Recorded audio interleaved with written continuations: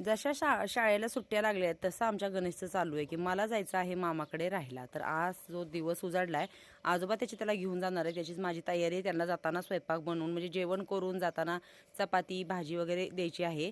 रस्त्यात भूक लागणार. आणि माझ्यासमोर ठेवलेले आंबे बघा. त्याला म्हणते चल तुम्हाला पटपट उरकूला, कारण 10:30 वाजता आमच्यापासून कुर्डवाडीला जाणारी गाडी आहे. मग त्या गाडीने ते कुर्डवाडीमध्ये जाणार. कुर्डवाडीतनं ट्रेनने जाणार. आणि हे आंबे मला द्यायचे आहेत त्यांना तिकडे.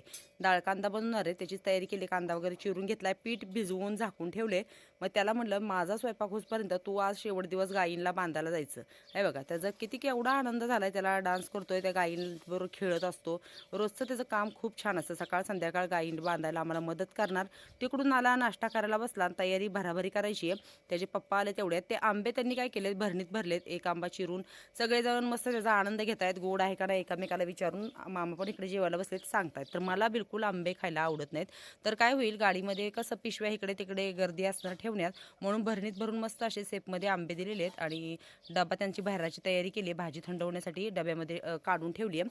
पिशव्या एक एक भरायचं काम चालू आहे. मग कसं पीठ द्यायचं होतं. माझ्या आईला मकाच्या भाकरी आवडतात, मग तिकडे काय दळण मिळत नाही, म्हणून इथूनच थोडंसं पीठ काय केलं पिशवीत भरून दिलं. आणि आमचा हिरो एकदाचा मस्त बूट वगैरे घालून तयार झालेला. त्याचे पप्पा काय करतील, हे करतील, त्यांना तिथं आमच्याजवळच हे आहे म्हणजे एसटी थांबती, तिथं नेऊन सोडतील. मग काय आजीबाई मस्त चपात्या भाकरी भाजी असं हे बांधून त्यांना गाडीमध्ये खायला द्यायला लागले. असं प्रवासामध्ये ना असं जेवण घेऊन जायचं आणि मस्त जेवण करायचं. घरचं जेवण खायचं ना, आनंदच वेगळा असतो. तर आत्यानी छान चपात्या भाकरी ह्याच्यामध्ये कपड्यामध्ये बांधल्यात.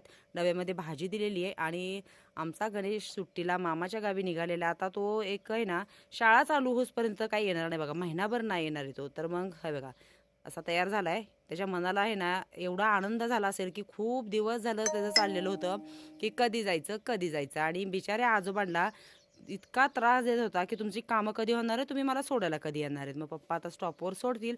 चला मग आता पुढच्या कामाला लागूयात. करमत काय नव्हतं, गणेश गेलेला होता म्हणून. मग आम्ही दोघींनी काय केलं, ह्या गायींना पाणी दाखवायला इकडे आलो होता. डोक्यावरती हंडा घेऊन मी आली. आत्याने एक हंडा कळशी आणली होती. ह्या गायी नेणं जरा थोडंसं अवघड पडतं, घरी घेऊन जात नाही आम्ही. ह्यांना मामा असतील आणि हे असतील तर मग ते करतात, नेतात पाणी वगैरे दाखवायला. पण आम्ही काय त्यांना सोडत नाही, भीती वाटते त्यांना. किल्लार गाय येते. मग आम्ही काय करतो, जिथे आहे तिथे असं घमेला ते घेऊन यायचं घरून पाणी आणि पाणी दाखवायचं. हे असतील तर मग हे गेलेले बाहेर कामासाठी. तर मग असं दुपारचं येऊन ह्यांना पाणी दाखवलं. म्हणलं ह्यांना आधी पाणी दाखवूयात आणि मग आपण निवांत जेवण करूयात. ऊन भरपूर झाले बघा, त्यांना तहान किती लागली आहे. सकाळी काय झालं, मामाला जायची गडबड असल्यामुळे पाणी काय ह्यांना दाखवणं झालं नाही. आणि आमची ही हरणीला बघा, हे तोंडाला बांधायला त्याला काय मोरकी म्हणतात ना त्या, मोरकी आणलेली. आणि हरणीचा लुक जरा वेगळाच दिसायला लागलाय. तर कशी दिसते बघा हरणी, नक्की कमेंट्समध्ये सांगा. आणि घरी निघालो तर